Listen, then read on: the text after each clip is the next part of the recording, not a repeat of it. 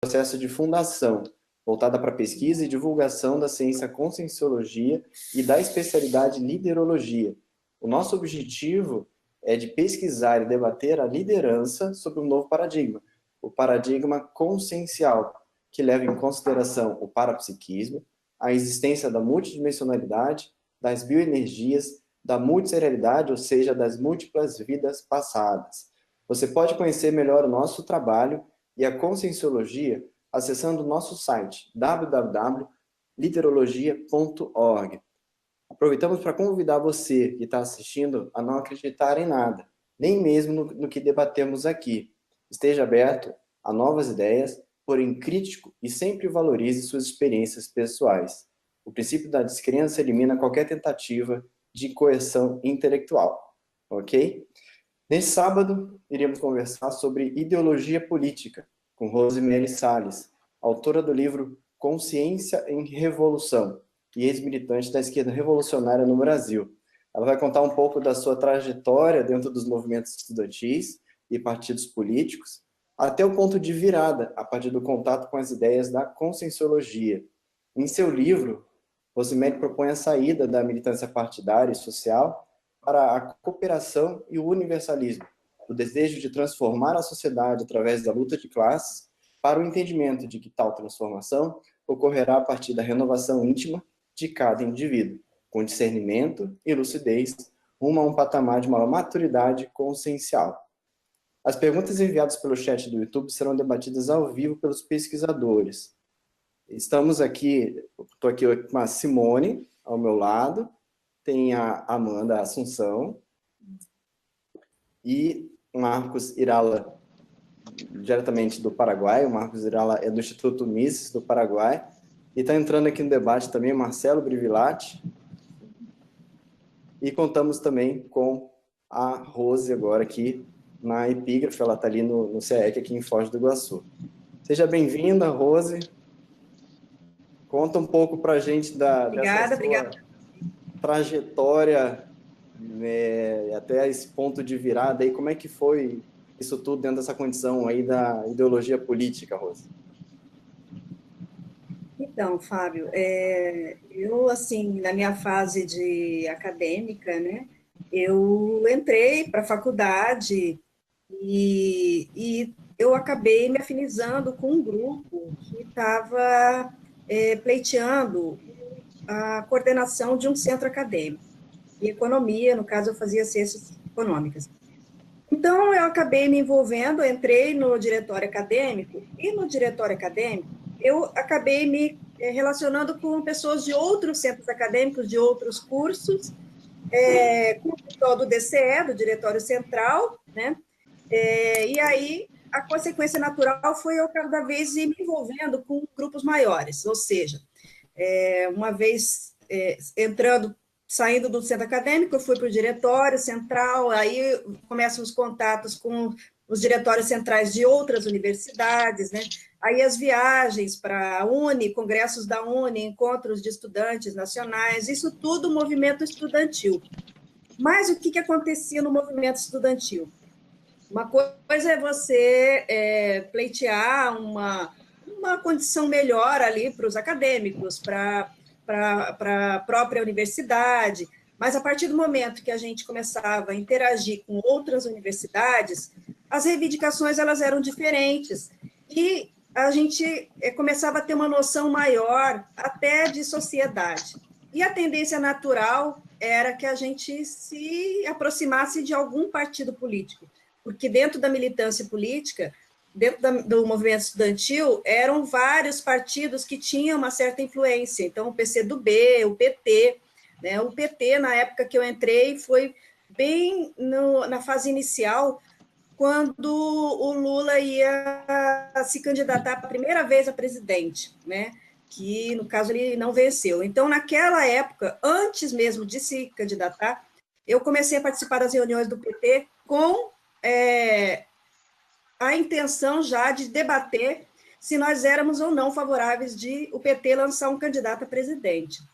Então, a minha militância política, partidária, começou a partir do PT. era uma tendência natural, o PT ocupava grande parte dos diretórios acadêmicos do Brasil inteiro, então tinha uma certa febre, né, trabalhador volta em trabalhador, então toda a juventude tinha uma certa tendência do movimento estudantil ser petista, mas também tinha uma boa parte que era do PCdoB, que também, sendo partido de esquerda, acabava coligando com o PT, né? Então, era tudo um movimento de esquerda, na verdade, né? Na época, muito mais delimitado o que era esquerda e o que era direita. Então, bom, estando no movimento estudantil, a gente, estando no PT também, o que a gente fazia? A gente preparava as reuniões antes, no PT, do que a gente ia propor para os diretórios acadêmicos, depois a gente ia para o diretório e a gente tentava aprovar aquelas propostas dentro do diretório, ou seja, havia toda uma preparação para que a direção do movimento estudantil fosse em total acordo com a direção do partido, no caso, né? Então, assim, a ideologia petista, ela permeava os movimentos por causa disso. Então, as pessoas falavam assim, mas a pessoa entra no PT para poder ir para o movimento estudantil. Não era bem assim. Na verdade, a gente entrava para o movimento estudantil, no movimento estudantil a gente conhecia as propostas do PT, e aí a gente acabava entrando para o PT. Aí, o que acontece? Eu acabei me engajando cada vez mais no PT e entrei para o diretório municipal, né, na diretoria do diretório municipal, e aí eles estavam precisando de uma pessoa para ser funcionária do diretório estadual do PT, no caso lá de Mato Grosso do Sul, de onde eu sou.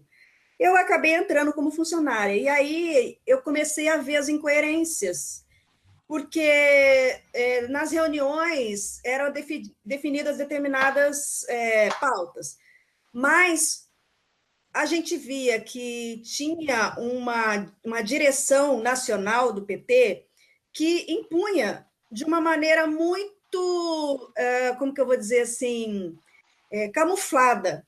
Então, para quem estava na base, que era povão do PT, não via isso, mas como eu estava lá dentro, eu via que existia discursos diferenciados. Então, a direção nacional tinha um posicionamento e a gente, enquanto diretório estadual, tinha que passar esse posicionamento, a gente tinha que fazer aprovar isso. Ou seja, tudo que fosse aprovado, na verdade, não era aprovado pela base, era uma delimitação, uma determinação do Diretório Nacional, só que isso não era, assim, totalmente aberto e transparente. Então, comecei a ver essas incoerências, os discursos não condiziam com a prática. E aí, qual foi a minha tendência? Eu fui me aproximando de um outro grupo mais radical dentro do PT, porque o PT, a ideologia inicial do PT era de ser socialista, né? Mas o socialismo, ele pode ser alcançado por várias maneiras. Então, assim, a gente via de duas maneiras na época. Uma é a questão mais da reforma ou da revolução. A reforma significava o quê? A gente pegar hoje a sociedade do jeito que ela está e vamos reformar uma coisinha aqui, outra ali, para poder a gente chegar no socialismo. E a revolução não, vamos demolir tudo, né, acabar com o que está vigente e vamos implantar uma nova sociedade daqui para frente e acabou, através da revolução. O grupo majoritário do PT era favorável às reformas, nós éramos favoráveis à revolução. Esse grupo que eu comecei a me afinizar. Começaram a acontecer as assim, discrepâncias, as divergências, e aí esse grupo mais radical saiu e fundou um outro partido, que é o PSTU, contra o burguês vote 16. Então, o PSTU, ele nasceu para ser um partido revolucionário de fato, né? Então, assim, todas as alas radicais do PT, elas foram para o PSTU. Depois, outros partidos acabaram saindo, né, do PT, mas, enfim, né, a realidade que eu vivi foi essa. Então, estando no PSTU, a gente tinha uma maior liberdade para a gente realmente falar sobre revolução, que era o que a gente queria. Então, nós achávamos que não era possível a gente implantar um socialismo com uma sociedade capitalista, né, nos termos que a gente tem a sociedade hoje.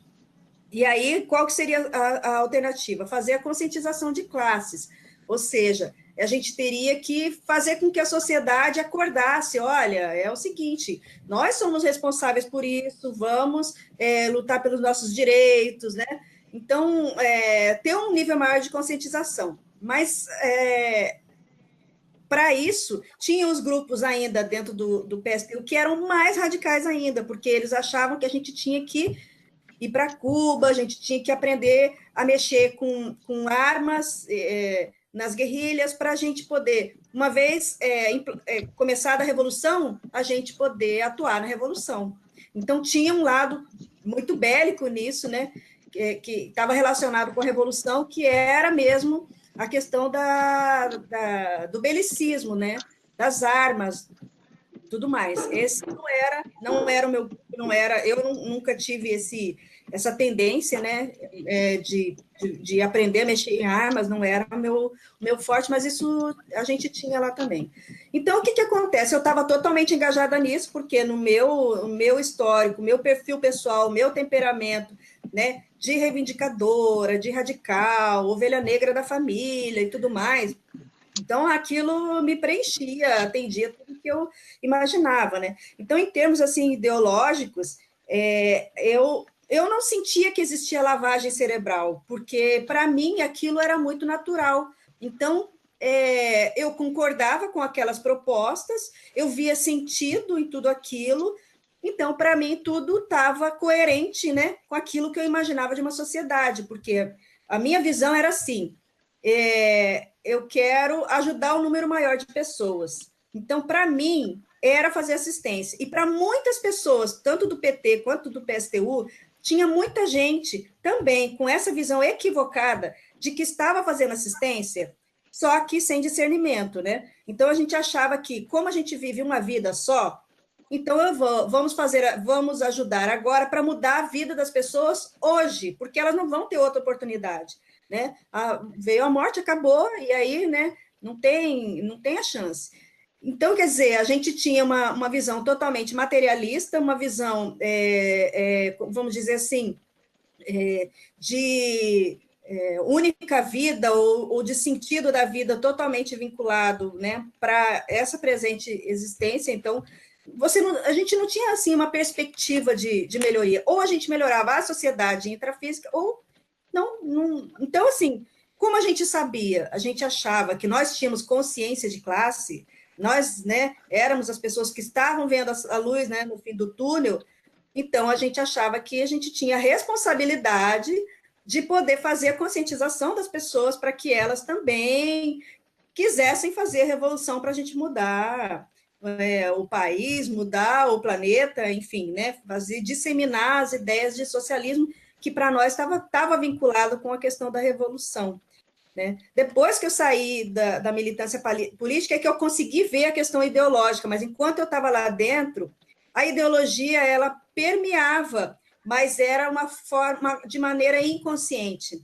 Então, não tinha assim uma noção, uma lucidez, um discernimento, né, do que estava acontecendo.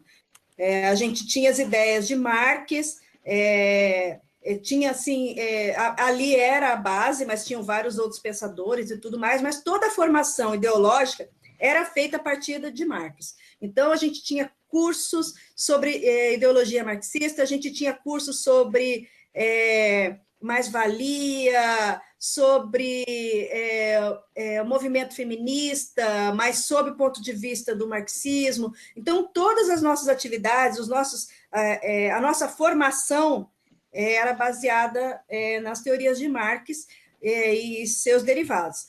Então, estando tanto no PT quanto no PSTU, a gente tinha cursos de final de semana, atividades mesmo, onde a gente fazia debates no final de semana, dinâmicas de grupo e tudo, dava para a gente que realmente as ideias de Marx elas faziam muito sentido.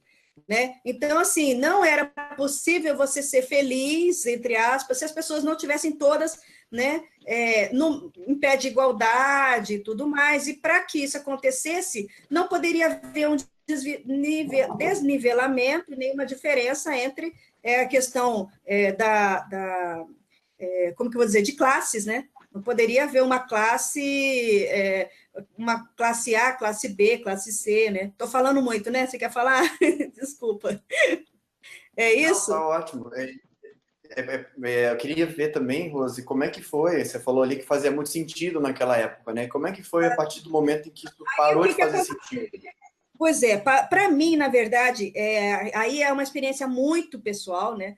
É porque eu estava totalmente envolvida com o movimento, eu fiquei lá praticamente uma década. E o meu namorado era uma pessoa que era liderança, participava de reunião com o ministro em Brasília, era liderança até nacional. E a gente tinha muita afinidade. E ele me ligou, falando: olha, vamos morar junto? E eu, assim, como assim morar junto, né? E aí eu falei assim: não, vem aqui para a gente conversar, porque eu fiquei com preguiça de onde ele estava. Ele foi, no caminho, ele sofreu um acidente e morreu. Então, na hora que isso aconteceu, eu levei um impacto muito grande, porque para mim era assim: eu sou materialista, né? Eu acredito que tudo que vem de espiritualidade, isso aí é ópio do povo, como dizia o Marx. Então, aquilo fez com que balançassem todos os meus valores. E agora, ele morreu ou ele continua? E ele, para mim, era a minha vida, era a pessoa mais importante na minha vida, era mais importante que minha família, que meus amigos. Então, enfim, isso foi o que gerou a crise para mim de distinguir assim, posicionar perante a multidimensionalidade, porque a partir daí eu comecei a buscar informações. Então, assim, aí tem uma pessoa lá que era do espiritismo que eu nunca vi na vida. A pessoa ligou para mim falando: olha, eu recebi uma mensagem espírita da pessoa assim, aconteceu assim, assim, assado, e eu assim, peraí, como que esse cara pode saber se ele está morto? Então, aquilo me deu um nó na minha cabeça. Aí eu comecei a buscar informações, mas espera aí, se isso aconteceu, isso realmente parece que foi ele. Então, como é que acontece? Aí foi o Instituto, né, de Projeciologia, chegou na minha cidade bem nesse período. E a irmã era amiga da coordenadora, ela me chamou para uma palestra. Então, eu cheguei lá, falei, primeira coisa, falei, vem cá, eu posso, então, sair do corpo, encontrar com meu namorado que morreu? Ah, pode, você pode sair do corpo, mas esse não é o objetivo, veja bem, tarará, mas assim, eu assim. Então, quer dizer que existe vida após a morte. A hora que eu defini existe vida após a morte, aquilo ia contra tudo que eu acreditava no materialismo, no marxismo, na ópio da religião, entendeu? Então, eu falava assim, bom, e agora, né? Então, aí eu comecei, então, a estudar mais as questões da conscienciologia, né, da projeciologia, no caso, na época, e aí eu comecei a ver que tinha sentido aquilo tudo. Então, assim, para mim, foi difícil fazer uma ruptura de fato, e assim, ó, agora eu saí do movimento que eu não sou mais materialista, né? Então, esse negócio de mudar só a sociedade aqui, não tem nada a ver isso, não foi assim. Eu continuava afiliada no PSTU e participando de palestra do IPC, mas assim, até o momento que eu vi que aquilo era incoerente, porque se eu sei que existe vida após a morte, se eu sei que a gente renasce várias vezes, como que eu vou ficar aqui, então, querendo ficar mudando a sociedade intrafísica, fazendo revolução, se eu sei que as pessoas vão ter outra oportunidade em outras vidas de se encontrar, de se acertar, de se reajustar? Então, como eu comecei a ver essas incoerências, aí eu acabei me desfiliando, né, para poder, então, me voltar mais para os estudos da Conscienciologia. Mas isso foi uma experiência de crise íntima, né, no sentido dos questionamentos da própria ideologia. Por quê? Porque eu comecei a lembrar que eu saía do corpo na minha adolescência. Então, como que depois eu passei a ser materialista? Eu mesma negava a minha experiência, porque eu falava, não, aquilo foi tudo fruto da minha mente. Foi tudo fruto, né? Meu cérebro criou aquilo tudo, né? Quando eu entrei para a militância. Então, eu mesma fui criando subterfúgios para poder negar a mim mesma as experiências. né? Então, com o tempo, quando eu fui repensando tudo isso, aí eu falei, não, peraí, isso é uma realidade, isso aconteceu comigo, então aí é que eu fui reformulando, né, os meus posicionamentos e assinei lá a minha desfiliação. Ô, Rose, deixa eu te perguntar, qual que é o impacto que isso gerou no grupo quando você fez essa transição? O que foi isso? Olha, assim, como as pessoas conheciam muito ele, e as pessoas viram como que eu fiquei abalada, eu levei anos para superar isso, eu realmente fiquei muito abalada com a morte dele, as pessoas, elas acharam que eu estava que eu estava com algum problema, entendeu? Então elas falavam assim, mas a Rose precisa de psicólogo, a Rose precisa de psiquiatra, né? Rosinha, né? Porque eu era a Rosinha do PSTU. Aí a Rosinha precisa de procurar ajuda, porque essas coisas não estão coerentes, porque assim, para eles estava totalmente fora da minha realidade. Eles me conheciam lá, toda batalhadora, reivindicadora, brigando com todo mundo, né? Querendo colocar no paredão lá os patrões e os governos. E aí, de repente, eu começo a dar livre espírita para todo mundo, começo a falar que, olha, gente, isso aí não é sonho, não, isso aí é projeção. A primeira tendência foi essa, foi as pessoas acharem que eu estava com algum problema. Aí depois, conforme eu fui fixando mesmo, aí eu saí mesmo, eu acabei, assim, eu não fui mais em movimento nenhum, greve, nem passeata, nem nada, me afastei de tudo. Aí, assim, mas eu continuava os contatos, eu morava com uma amiga minha que era da militância, né, a gente morava junto. Aí depois de um tempo, teve gente da militância que começou a me ligar, Rose, olha, eu tive um sonho assim, será que isso foi sonho? Foi... o que você me fala dessa experiência? Então, assim, algumas pessoas acabaram depois, né, respeitando aquele meu posicionamento, mas, assim, com o tempo eu acabei me desligando mesmo, fui morar no Rio de Janeiro, aí eu acabei me afastando de vez e perdendo contato com essas pessoas. Tá, só mais uma pergunta. Você acha que esse vínculo que você teve inicial, né, com o pessoal da política, hoje, atualmente, qual que é o impacto, ou qual que é a relação que você vê, se você tem alguma, enfim, no teu processo de hoje, se isso impacta nesse grupo hoje, se ainda existe algum vínculo, sabe? Como que você vê isso aí? Olha, o vínculo, ele existe e ele é muito forte. Na época, assim, para mim, era mais importante estar no meu grupo do que estar com a minha família. Eles eram a minha família. Aquelas pessoas, elas são tão especiais para mim, assim, o meu grupo mais próximo, sabe? O povo mais do PSTU mesmo. Muita gente tem algumas do PT, mas assim, mais do PSTU. Eu sei, assim, que pode se passar vidas, a gente vai continuar sendo muito amigo. Então, essa amizade, ela não se perdeu, mas perdeu-se o contato, isso realmente é um fato. Agora, o que foi acontecendo com o grupo é que eles foram, assim, ele foi se dissolvendo. Então, tem gente que não está mais na militância, tem gente que hoje é espírita da Paz em Centro Espírita, que era liderança nacional junto com meu namorado, tem gente que hoje foi para outros partidos, já saiu até candidato por outros partidos. Então, assim, o grupo mesmo, ele foi assim, desintegrando, sabe? Não é mais o mesmo grupo, embora tenham pessoas que continuam até hoje, né? Essa minha amiga que morava comigo, até hoje, ela é liderança do PSTU lá, né? Até hoje está na militância. Então, tem pessoas, sim. Agora, a relação do próprio grupo, eu penso assim que eu não sei se a gente um dia vai se encontrar para poder reconstituir isso, ou se isso vai ser feito aos poucos. Mas, assim, hoje não existe mais enquanto grupo, né? As próprias pessoas, elas cada um foi tomando. A minha pergunta era até no seu impacto multidimensional, se você consegue, se você conseguiu manter isso, se você tem projeções com esse grupo, se tem Sim, alguma... nos primeiros tempos era mais comum, porque quando eu comecei a escrever o livro, começou a levantar muita poeira extrafísica. A gente parece que não, é uma autobiografia, né? Mas, gente, multidimensionalmente, a gente mexe com muitas consciências. E uma experiência muito marcante que eu tive foi no Rio. Eu estava na minha casa, a gente morava, era tipo uma república, né? Eram 6 meninas, e estava tão lotada a minha casa de consex, tão lotada, que até no banheiro tinha consex brava comigo. Umas estavam bravas, outras estavam, assim, revoltadas, outras estavam, assim, indignadas, tinha outras que estavam, assim, cobrando de mim como que eu não estava mais na militância.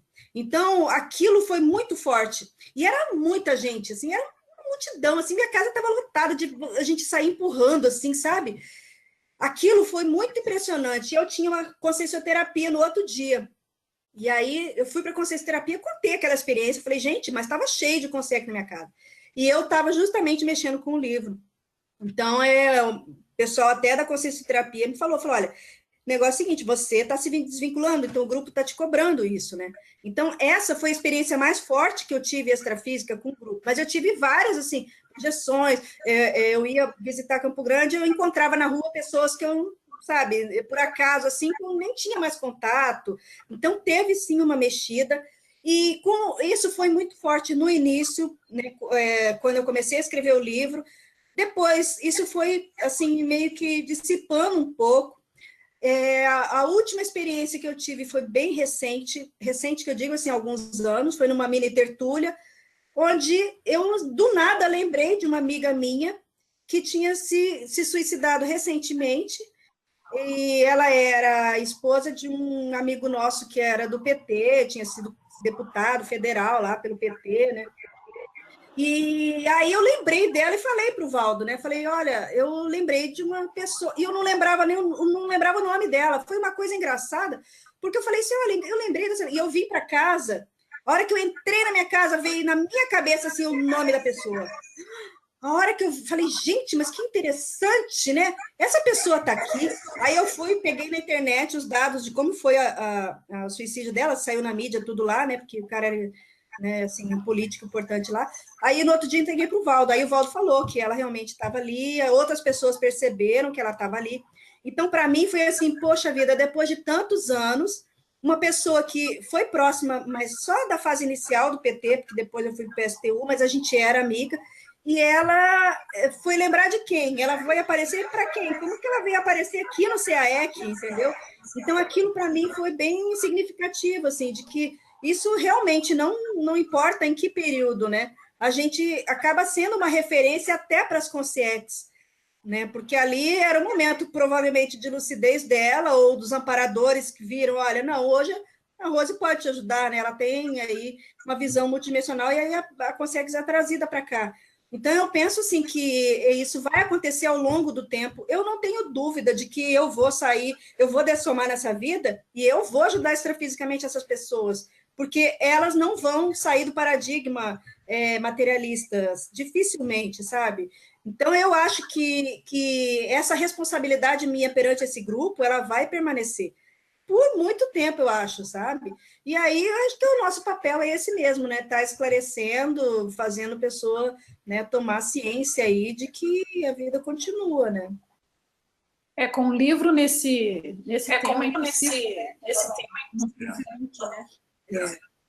Evocação não tem como. E outra, muita gente também que compra o livro e a pessoa fala, nossa, mas aconteceu isso, aquilo. Então, aquilo é como se houvesse uma reverberação, né? Vai acessando outros grupos também que tem a ver indiretamente, mas tem a ver, né, comigo, de alguma forma, né? Em Rose, e assim, até para a Rose e para o próprio Marcos Irala, né, que é aí do Instituto Misto, como que vocês veem essa relação, por exemplo, do que está acontecendo hoje, né, aqui, não só no Brasil, né, mas em outros locais, em termos de ideologia política, como que vocês analisam isso em termos de evolutivos mesmo? Pensando nos grupos e como que é esse processo de evolução, né? Como que a gente pode evoluir através das ideologias ou não, ou isso atrapalha? Como que vocês veem isso? Quer falar? Dá para me escutar bem? Dá. Dá sim. Então, para mim, qualquer tipo de ideologia não existe, na verdade. O que nós devemos nos focar são em princípios morais e éticos para que a sociedade funcione. Porque qualquer ideologia e vai parecer até meio arbitrária a minha definição, mas para mim qualquer ideologia é socialista. Por quê? É o quê? Porque é socialista, qualquer ideologia, por mais que ela seja de direita, entende? Por quê? Porque socialismo se basa ou ideologias como se fosse uma fórmula que tem que coordenar os comportamentos dos indivíduos e da sociedade em geral. Não é outra coisa que planificação central. E o que acontece quando você tenta planificar centralmente uma sociedade? Ela tende ao colapso, tende a falhar. Por isso é que no longo da história, né? Não sei se diz assim, experimentamos... Depois pode falar em espanhol, viu, Marcos? Fica tranquilo. É por isso que nós experimentamos tantos cambios, tanto políticos e de lideranças na história, né? Isso vem mudando, se vem testando fórmulas diferentes e sempre tendem a falhar. Por quê? O Friedrich Hayek falava que da impossibilidade de planificar centralmente uma sociedade pelo fato de que a informação está dispersa na sociedade. É possível que um indivíduo ou um grupo de pessoas se façam com a informação que eles precisam, e essa informação tem que ser de primeira mão, para que elas possam dar um conteúdo coordenador aos seus mandatos. Então é isso.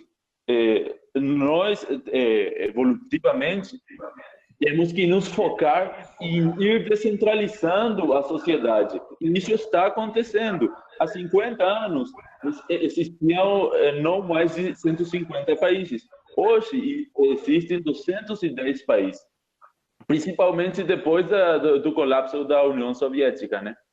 Então, eu acho, estou um pouco otimista com relação a isso, que o mundo tende a se descentralizar e cada vez pessoas mais afins um com as outras vão se encontrando.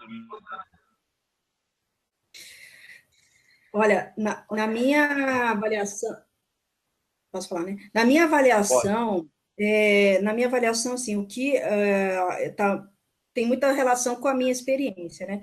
Está muito relacionado com o filtro, como a gente vê o mundo. Então, só depois que eu saí da militância, depois de muito tempo e de muitas reciclagens intraconscienciais, é que eu fui vendo o quanto a ideologia, ela é como se ela moldasse a forma de pensar. Então, por exemplo, a exploração do homem pelo homem, né? O Marx não falou que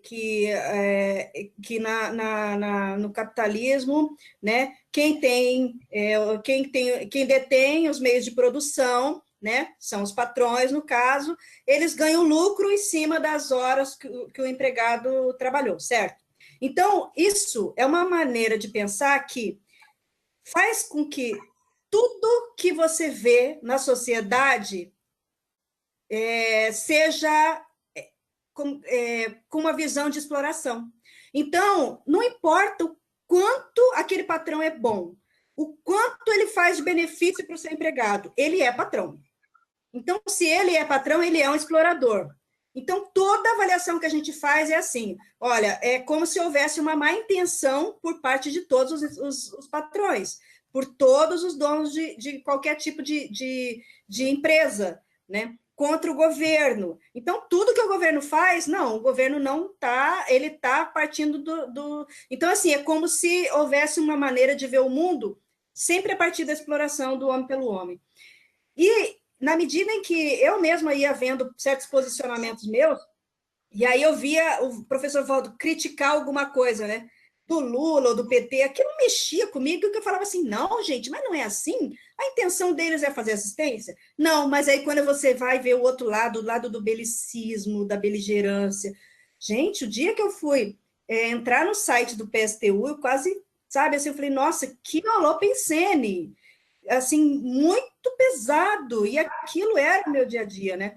Então, assim, a partir desta visão, né, da diferença de Holopensene, de tudo mais, é que a gente, né, eu fui realmente, assim, cada vez ficando mais claro para mim mesma, né, e cada vez como se eu fosse me limpando dessa ideologia, porque num primeiro momento, assim, para mim, eu olhava, tá explorando, ali tem exploração, não, ali tem uma injustiça, não, mas ali o direito dessa pessoa não está sendo preservado. Então, o tempo todo é como se houvesse assim um ataque ou uma luta pela justiça o tempo inteiro na manifestação pessoal, em tudo.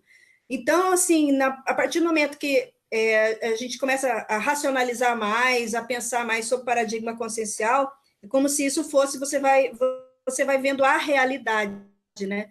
E aí, a hora que eu passei a ser patroa, né? Que é a hora que eu abri uma empresa, e aí eu vi o meu funcionário fazendo a mesma coisa que eu fazia, reivindicar, falar das nossas intenções. Gente, eu sabia o quanto que a gente estava assim, se sacrificando para poder pagar aquele salário. Mas do lado do empregado, não. Imagina, que absurdo, como que eu posso ganhar R$ 100 menos do que o outro empregado? Porque ontem eu saí 10 minutos mais cedo, hoje eu quero compensar, então eu tenho que sair 10 minutos, fiquei 10 minutos a mais, eu tenho que compensar. Então, assim, coisas pequenas, coisas que na época, para mim, sabe? Então, assim, para mim esse exercício foi muito bom, porque aí eu comecei a ver o outro lado, né? Então, ficou mais claro. Agora, em termos de país, o que eu vejo é que hoje não está mais tão delimitado como na época era mais, assim, você vê Lula e Collor, né? Então, você via dois posicionamentos mais assim, divergentes, né? Um realmente mais à direita e outro realmente mais à esquerda. Com o tempo, o próprio PT, ele foi mudando, porque nós, de dentro do PT, nós achávamos assim que a gente não devia ter muita negociação, né? Tinha que ter reivindicação. E aí o PT só ficava negociando cargo, negociando coligação com partido de direita, como que podia isso, né? Então, o próprio PT, ele foi desvirtuando da sua origem ideológica, digamos assim, né? E hoje eu acho que ele tá muito mais assim diluído, né? Até existe hoje, se questiona se realmente existe esquerda e direita, isso, né? Já tem até livro sobre isso, que a gente está num momento assim que não existe mais esquerda e direita, né? Porque os partidos hoje eles estão se coligando, não importa qual é a proposta lá estatutária, né?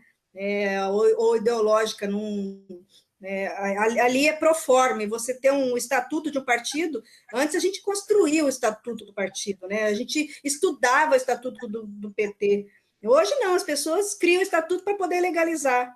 Então, assim, coloca ali todas as propostas, se a gente for ver, todas as propostas dos partidos são mais ou menos a mesma coisa, né? Em termos assim, todas vamos se preocupar com saúde, todas com educação, todas com bem-estar, mas assim, né?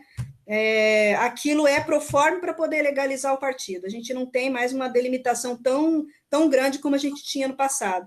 E o que eu vejo, assim, em termos de militância, é que ainda tem, sim, pessoas ingênuas, ainda tem pessoas que acham que o PT ainda tem aquela base ideológica que hoje já se perdeu, porque a direção do PT ela já está totalmente corrompida.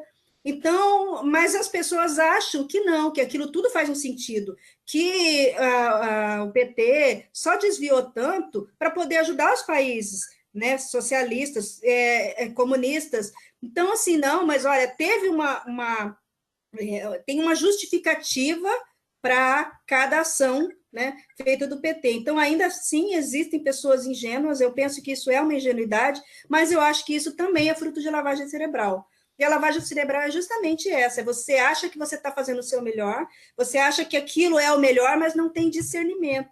Você tem um filtro no seu pensamento e aquilo é como se fosse direcionado para pensar de uma maneira, né? Então, tudo que foge daquilo não cabe, né? Então, aquilo é antagônico, é divergente, então vamos fazer oposição a todo mundo que pensa diferente.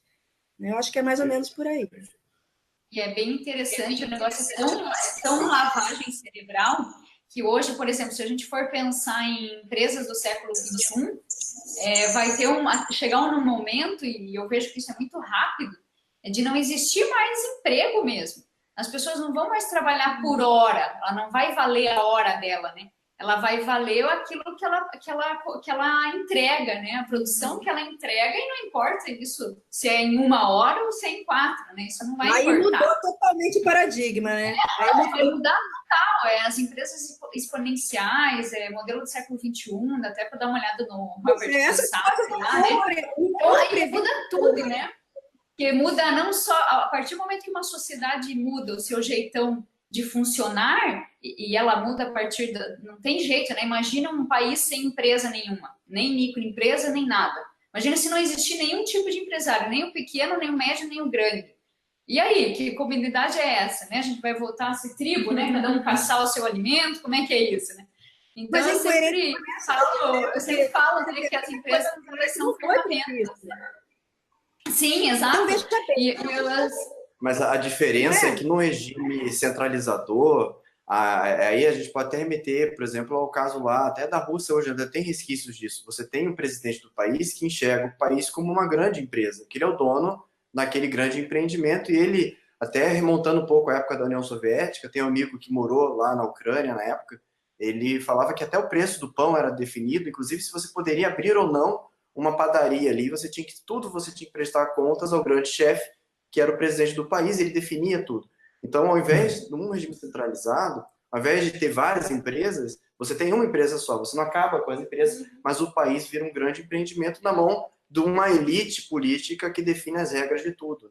Que é o próprio governo, né? Aí, cadê a igualdade, né? Tanto defendida, né? E você vê que nem aí está seguindo o que o Marx falava, né? Porque a ditadura do proletariado era o quê? Do proletariado? Mesmo sendo ditadura, seria do proletariado, ou seja, da maioria da população. E aí, quando acontece... A ditadura de alguém sobre alguém, né? Faltou definir o passivo aí, né? O sujeito está definido, agora o objeto da ditadura não ficou claro. Agora, a coisa não foi. Muita coisa não foi conectada, né? E o próprio Marx... A sociedade mudou, né? Agora, como que vocês trariam assim, essa questão, né? Se vocês têm alguma hipótese ou já têm alguma ideia, até já na prática, né?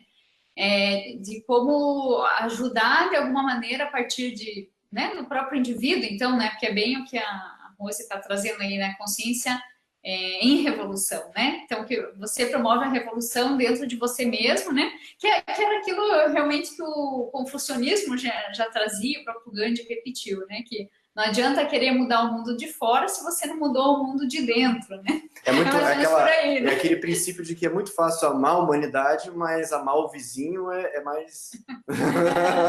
Esse é mais... que é um pouquinho diferente. Mas como vocês veem, assim, por então, exemplo... assim, eu acho que... Assim, o pulo do gato aí porque você vê, da minha própria experiência, né? Da minha própria experiência, eu estou lá na militância, eu saio da militância, as pessoas começam a me procurar para falar de parapsiquismo. Então, veja bem, eu penso assim que essa mudança do posicionamento íntimo, né, das posturas pessoais, do pensene, é isso que vai ser a real mudança, por quê? Porque é o meu exemplarismo, através da minha mudança, que vai fazer com que o meu grupo me acesse. Eu tive em Campo Grande agora, esse ano, eu encontrei, né, essa minha amiga que eu morei com ela, quer vir em Foz, quer conhecer tudo aqui. Agora, você vê, as pessoas, elas acabam tendo a gente como referência, né? Então, quando elas querem informação sobre qualquer assunto de multidimensionalidade, a gente acaba, né, sendo a referência.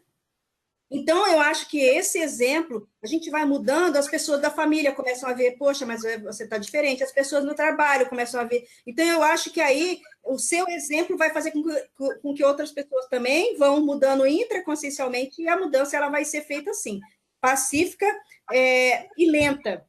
Porque a diferença, além do belicismo, né, e da revolução que é imediata, de demolir a sociedade, eu acho que a revolução consciencial ela é o oposto, ela é lenta, né? Ela é lenta e ela como que eu vou dizer, Mas ela é lenta, mas é sustentável, né, Rose? Mas eu digo assim, não é de uma hora para outra que você vai mudar o planeta. Como a gente achava que a gente já mudava, tudo mudava o Brasil, daqui a pouco a gente ia para outros países da América do Sul, daqui a pouco subia para outros da América, ia para a Europa, entendeu? E aí daqui a pouco... Coisa, tem um ponto importante nisso, hein, Rose, que dentro do teu relato, que só corrobora, né, a impressão que eu já tinha há bastante tempo, né, que é o processo messiânico, inclusive, de que são pessoas iluminadas que vão poder definir o destino da humanidade, né? Nós tínhamos consciência de classe. Mas então ao a gente mesmo estava tempo... acima da maioria, da média. Mas, ao mesmo tempo, Rose, eu vejo que o impacto do exemplarismo, quando você coloca ele na prática, ele reverbera muito mais do que a gente imagina, né? É uma coisa... e assim, é exemplo, mas não é... Quando você está vivenciando isso, você vê que o teu grupo, de fato, isso mexe no grupo de uma forma mais intensa, assim, aí você fica até impactado. Eu, pelo menos, as minhas experiências me impactam, assim, falo, nossa, mas... Então, assim, não é assim, seu exemplo, uma coisa banal, não é, né? Eu acho que é uma coisa muito séria, assim. Você fazer aquilo que você fala. Faz muita diferença. Aí você vê que as pessoas vão mudando, às vezes não tem nem conversa, mas assim, é um impacto energético, não sei. E eu acho que isso tem muito do impacto energético do novo. A gente está falando de contextos que formatam, limitam, reprimem as pessoas por uma ideologia, por uma situação, olha, isso aqui é verdade, vamos ver isso aqui é o melhor caminho. Quando existe uma coisa nova, alguém fez uma coisa diferente, aquilo deu certo, é um impacto muito grande. Putz, pode ser diferente, eu posso ser diferente sendo eu mesmo e ter a minha contribuição nesse processo. Então, eu acho que entra como uma nova questão da singularidade, porque aí cada um pode fazer suas entregas na questão lá das empresas, né? E continuar sendo aquela pessoa. Agregar valor, né? Exato. Mas sabe, que eu vejo o impacto extrafísico também, que a gente não consegue avaliar, assim, né? Não é tão palpável. Mas eu acho que isso é o que faz a grande diferença. Eu acho que dentro... Ela falou aí, tem muita questão do sair da liderança intrafísica, ali, política, e entrar na questão do representante multinacional. Porque aí o impacto é grupos e grupos e grupos, a gente não tem noção, até a quem a gente está assistindo, a quem a gente está entregando nesse contexto. E a questão da multidimensionalidade, ela amplia demais as variáveis, né? Então você vê que você é muito pequenininho frente a tudo, né? Mas ao mesmo tempo que você é pequeno, você tem um processo grande que você pode gerar diferença. Mas aquela arrogância do ter a resposta para tudo, né? Você começa a ver que, pô, tem gente mais evoluída do que eu, olha só, tal, tem mais coisa, não pensei em um monte de coisa aí e tal. O mundo é maior. E outras consequências, né? É um livro, né? O livro também ajuda nisso, porque ele vai estar alcançando assim, pessoas que você nem tem relação. Então, o seu exemplo, estando ali, né, escrito, é outra forma de você fazer mudar. Né? Teve uma pessoa que chegou para mim e falou assim, olha, foi muito bacana eu ter lido o seu livro, porque eu ia entrar no diretório lá da minha faculdade, agora eu não vou entrar mais, eu vou avaliar bem e tal. Eu olhei aqui, eu falei, bom, uma pessoa, e uma pessoa parou para pensar, então, assim, já valeu, né? Então, é ambulante, né? Assistência ambulante. Eu li o seu livro e eu estava nesse processo de entender o processo de revolução, que é aquele negócio que você se sente cobradora, né? De falar, tem que ser assim, tem que ser assado, né? É uma postura íntima, né? E quando eu li o seu livro, ele me impactou bastante, porque eu também tenho esse processo político, não nessa vida, mas isso intimamente eu percebo isso, e fez muita diferença para mim. Assim, eu comecei a rever todas, assim, no mínimo detalhe, assim, dentro de casa, qual que é o meu processo de impor, de exigir, de fazer... Então, assim, para mim, o teu livro fez muita diferença. Assim, eu me identifiquei e eu consegui fazer algumas reciclagens, algumas mudanças que foram bem importantes. Fica aí meu relato também, que tem mais gente, né? Não foi um só, foram mais, com certeza. O meu caso é bem verdadeiro. Assim. Acho interessante ressaltar que, há mais ou menos uns 5 minutos, eu percebi que houve uma mudança no campo aqui, né? Tinha muita evocação, né, nessa primeira etapa, né? E a partir do momento que a gente começou a falar de exemplarismo, de ter uma visão mais ampla das coisas, eu senti que o campo mudou, né? Ficou mais apaziguado, sereno, interessante. Ou seja, não sou só eu, não, que vou acessar esses grupos, hein, gente? Tem. Que isso? Você acha que a gente está junto aqui à toa? Vamos dividir o trabalho aí. Vamos, tá bom, vamos deixar. É interessante a gente ver o processo do líder, né, na política, né? Assim, a gente fazer essas relações, a gente está falando de liderologia, não tem como não entrar dentro da política, a gente é um ser assim, político, né? Ser humano é ser político, né? Que é das relações, né? O problema não é a política, é o partidarismo, né? Esse é que é o... Exatamente. Isso é que divide, né? Engraçado é que a gente acompanhou já alguns processos eleitorais e no início da campanha é uma coisa, mas à medida que vai chegando o dia D, os grupos vão começando a acessar. É como se estivessem se preparando para uma guerra que tem uma data marcada para acontecer. E essa polarização vai aumentando.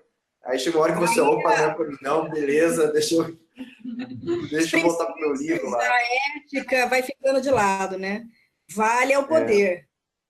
Quando entra os egos, né? É que vai virando a disputa do poder pelo poder, né? É disputa de ego, né? De poder, aí sai a coisa da boa intenção e de querer realmente fazer algo, né? De agregar valor para a sociedade, para a comunidade.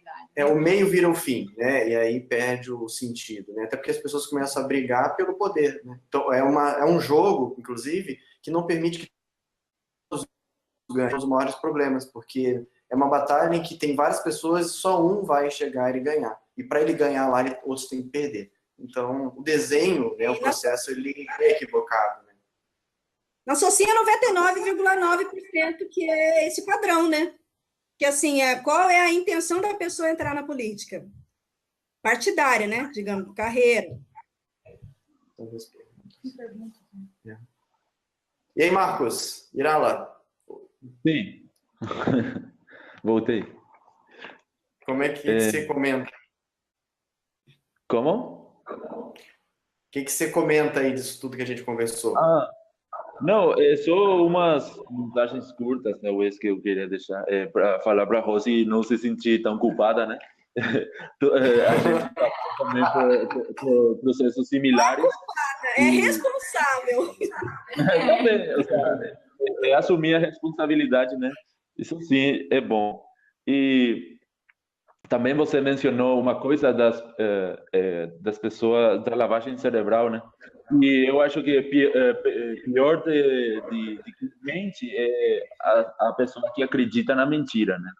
Porque essa pessoa se volta numa pessoa fanática, né? E como uma pessoa com olhos vendados não enxerga o dano que pode estar causando aos semelhantes. E é isso.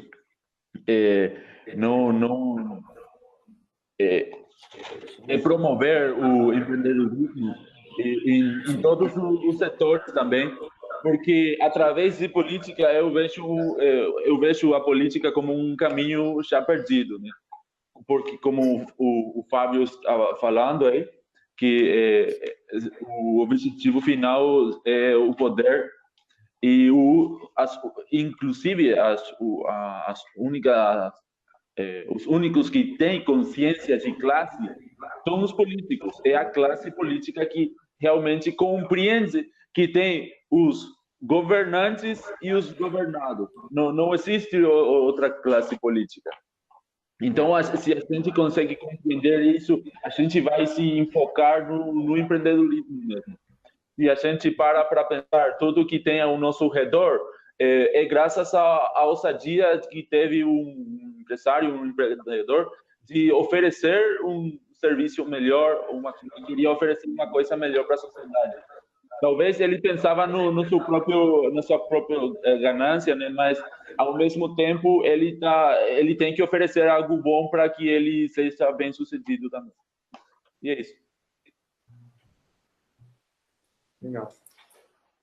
Bom, tem só a pergunta aqui, tem da Adriana Braga e da Cibele, acho que a gente respondeu já, de certo modo. A Adriana perguntou assim, hoje qual o melhor caminho para a mudança razoável do ponto de vista político na sociedade? E a Cibele, ela pergunta, como fazer TARES na política, ainda mais nesse momento atual de eleições? E aí? Lembrando que TARES é tarefa de esclarecimento, né? Como esclarecer, né, as pessoas nesse momento. Qual era o nome Marcos, e você? Qual era o nome da pessoa que fez a primeira pergunta? Adriana Braga. Adriana, seja uma empreendedora, esqueça da política, esse é um caminho que tem um monte de furos aí. Procure mudar o seu entorno.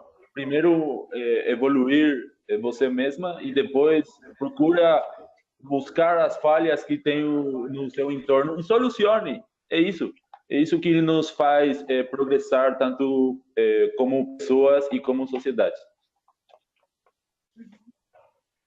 E aí, Rose? Não, eu acho que a questão é assim, a pessoa ela tem que ter dentro dela mesma a tranquilidade íntima de tomar qualquer decisão, seja dela entrar ou não para a política. Então, por exemplo, eu tomei uma decisão de que nessa vida eu não vou mais me envolver com política. Ah, mas isso aí você está sendo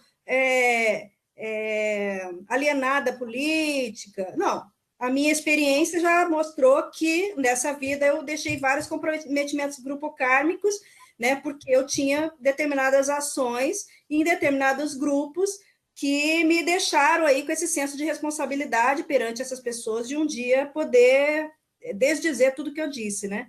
Mas eu penso que se a pessoa ela tem a intenção de atuar na área política, primeiro, analisar a própria intencionalidade, analisar os pensenes, a pessoa ela tem que estar muito firme nos seus posicionamentos, porque como é um holopensene muito difícil, vamos dizer assim, sujo mesmo, de muita manipulação, de muita, como que eu vou dizer assim, muito jeitinho, sabe?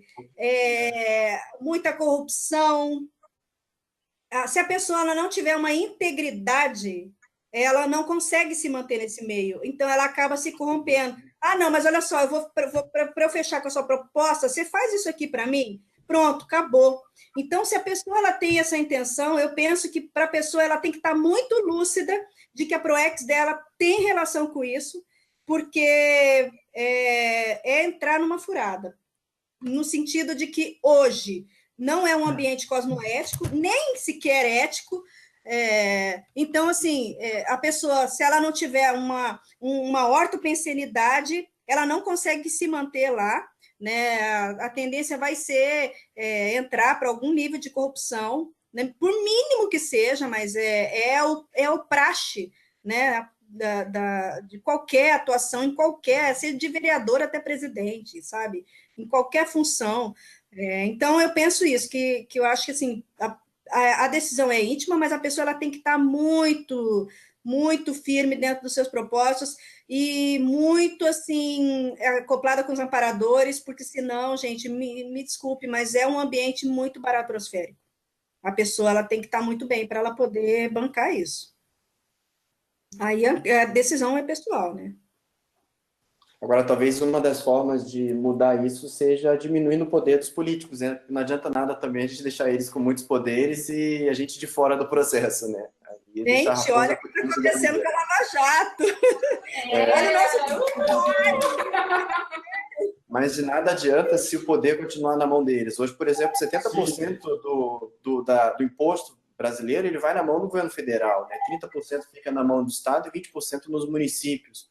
E isso gera uma simetria, uma concentração de poder muito grande numa pessoa que está lá em Brasília, né, muito distante da população, num ambiente protegido, e ela aloca esses recursos, né, dentro de um jogo político de toma lá, dá cá. E talvez um trabalho nosso nesse sentido talvez fosse também de ajudar mais a trazer o processo decisório para as pessoas mesmo, né, que são as melhores para indicar, inclusive, o caminho que elas querem para a vida delas, né, os interesses baseados nos próprios valores, né? Até porque o consenso é impossível, né? Então, na medida que a gente centraliza demais, sempre você vai tornar o processo mais difícil, porque o consenso, teoricamente, ele é impossível, porque cada pessoa tem valores, princípios, por isso a importância da descentralização. Né? É até preocupante. Esse consenso é um perigo. É um perigo, né? Melhor descentralizar, né? Pelos nossos estudos, pelo menos em liderança, melhor é descentralização. Porque isso aí já levou problemas passados, por né? si, né? Por exemplo, esses grandes movimentos, nazismo também, né?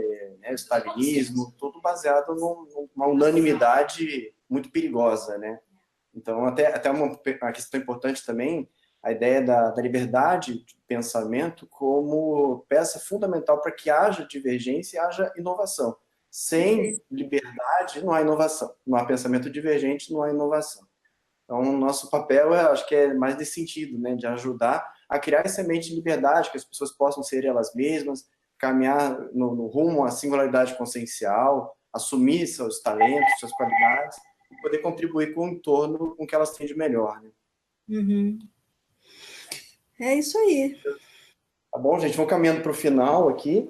Eu gostaria de agradecer a presença de todos vocês, pedir para que curtam o nosso vídeo, para que ele possa alcançar mais pessoas, e se inscrevam no nosso canal para receber novidades. Gostaria também de convidá-los a participar do curso Coliderança Evolutiva, que a gente vai fazer online nos dias 15, 22 e 29 de setembro.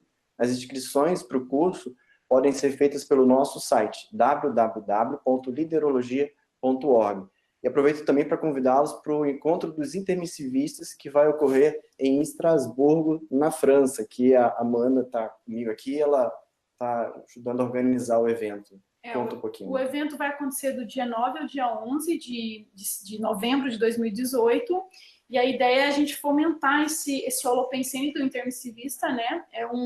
O Estrasburgo foi escolhido porque foi um palco de muitas lutas políticas, né? Então a gente tem o pessoal da Europa que está tentando fazer essa expansão da conscienciologia, e aí a nossa ideia é ir lá, jogar energia, fazer os reencontros grupocármicos, repensar nossas atitudes passadas, né? O quanto a gente estava envolvido nesses processos revolucionários, e agora a gente querendo fazer diferente nesse processo de reurbanização. Então, quem puder ir lá, colocar energia, rever grupocármico e tentar, a ideia é a gente tentar conectar com o nosso processo intermissivo, nossas ideias, o que a gente veio fazer aqui. Enfim, tá todo mundo convidado, né? É um mega evento. O pessoal acessa o evento só para tem no site www.conscienteract.org, se eu não me engano, é org, né? Tá bom. Tá todo mundo convidado. Tá bom, gente, muito obrigado e até o próximo debate.